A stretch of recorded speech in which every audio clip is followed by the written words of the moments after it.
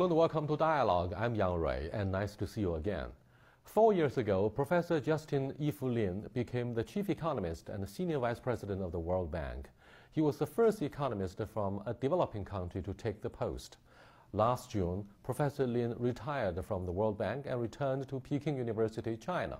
Recently, he wowed those who follow his views with the prediction that China has the potential to maintain an annual economic growth rate of around 8% for the next 20 years. We are very pleased to interview Professor Yifu Lin in Peking University during the Beijing Forum. But before we start the interview, let's look at this.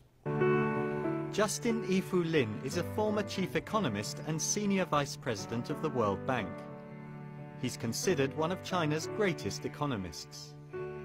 Lin was born on October 15, 1952, in Yilan, Taiwan. He received an MBA degree in Marxist political economy from Peking University in 1982 and a PhD in economics from the University of Chicago in 1986. Lin came back to China to begin his career, carrying with him 30 boxes of academic material about Western economic theory. He became a professor at Peking University and founded the China Center for Economic Research with his colleagues in 1994. In 2008, Lin was named chief economist and senior vice president of the World Bank, becoming the first person from a developing country to take the post. During his 4-year term, Lin played a key role in shaping the institution's research agenda. With his wealth of educational and professional experience, Professor Lin has published several popular books, sharing his views on the world economy, the financial crisis, and many other economic issues. Welcome to Dialogue, sir. The competitive edge of the Chinese economy is increasingly questioned given the mounting pressure of China's economic deterioration. Look at the latest figure in September. Therefore, people begin to take a second look at the uniqueness of the Chinese economic governance when they say back in 1997, when the first financial crisis took place in East Asia, China was able to survive and refused to let RMB devalue, and we were praised. But now, the financial meltdown has produced a negative, enormous negative impact upon the real economy in China. Therefore, given the shrinking order from the external markets, China's trade declined sharply. If you put these factors together, people have good reasons to question the leadership role of the Chinese government in navigating its own course. What do you think of the criticism here? I think that, well, it is a fact. The growth rate in China declined in the last 7 seasons since the beginning of 2011. It's a fact. But we need to understand how come the growth rate in China slowed down. And I think there are 2 main reasons. The first reason, as you mentioned, the global economy is still very sluggish. And the Eurozone, they have second dips. They have a negative growth rate this year. And we know that Europe is the largest export market for China. And so China's export growth declines. And secondly, China started the counter-cyclical fiscal stimulus at end of 2008, beginning of 2009. Now 4 years have passed.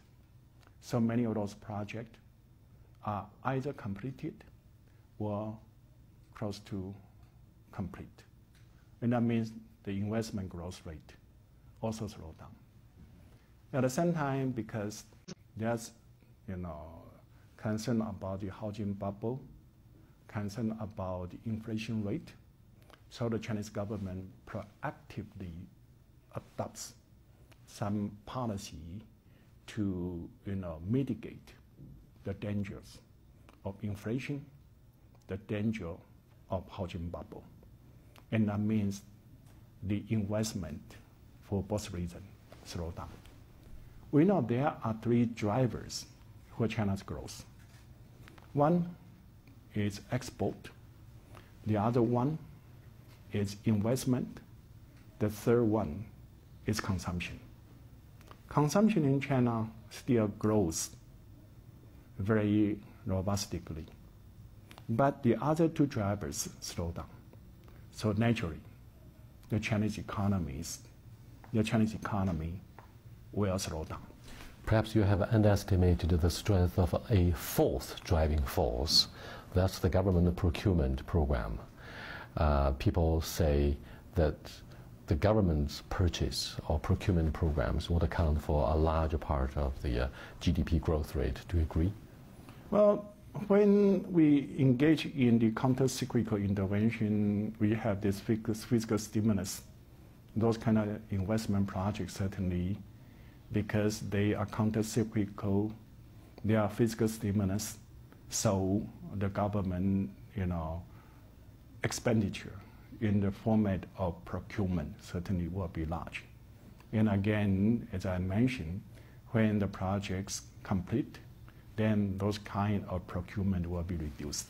4 years ago, when this current government initiated a very impressive program of a 4 trillion RMB worth of stimulus package, a lot of the economists and bankers, as well as entrepreneurs, raised the same question: where does the money come from? 4 trillion. Therefore, they came up with the theory that a lot of bubbles, a lot of money must have been printed. Look at the local debts, non-performing loans of the state-owned banks and the state-owned enterprises. Much of the money that the government provided them found their way to the real estate market. So people begin to question the wisdom of having or delivering the 4 trillion stimulus package. I do not quite agree with that judgment, because we need to consider what is the alternative.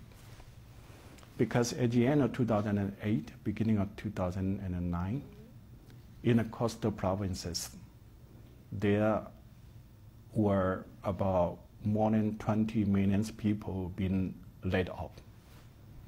Without the government stimulus, then the unemployment would be a big issue.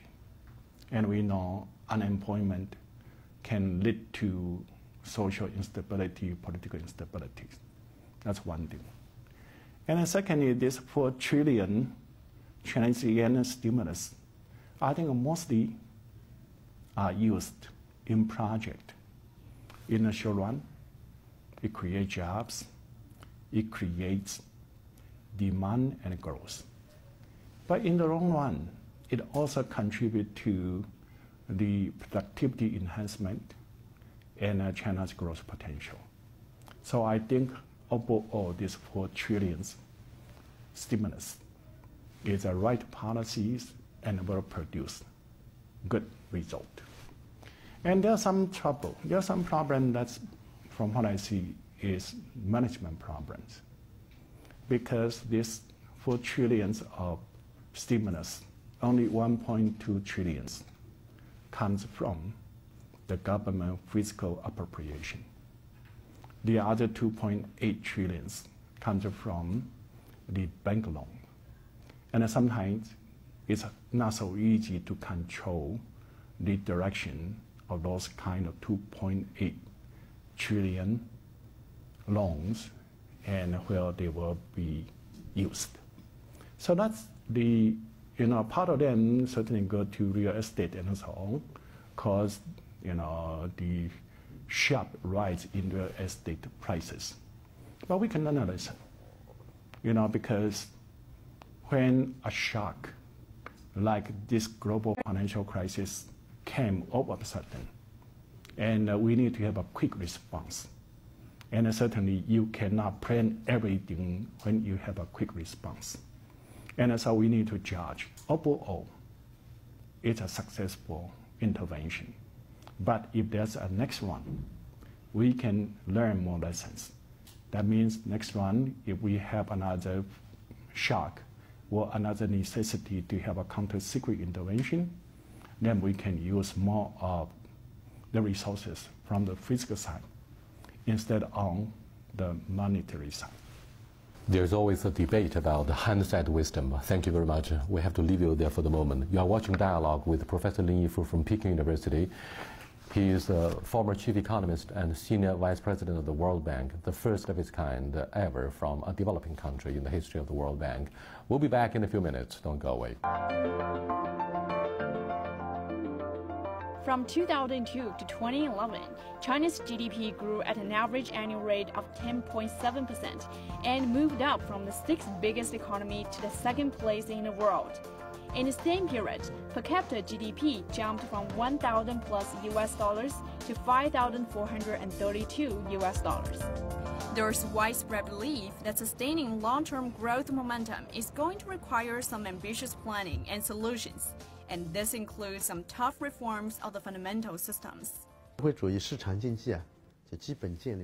China has basically established a framework of socialist market economy, but the system is still not mature. The market economy should be accompanied by a mature legal system. Then all the market players can be treated fairly and have a feeling of safety. Then they can make the most of their potential. The government is now focusing on building up the service industries and consumer spending. It's shifting away from reliance on cheap labor, stressing technology and innovation. Enterprises should play a bigger role in promoting innovation capacity. In the past, we are relying on research institutions for innovation, but they are still not close to the market. Now it's very important for us to combine the resources from the research institutions to produce innovative products in the markets. This is a way to compete in the market today. Delegates also highlighted concerns over natural resources and environmental protection. They said China needs to work on sustainable development while doing whatever it can for the well-being of all its people.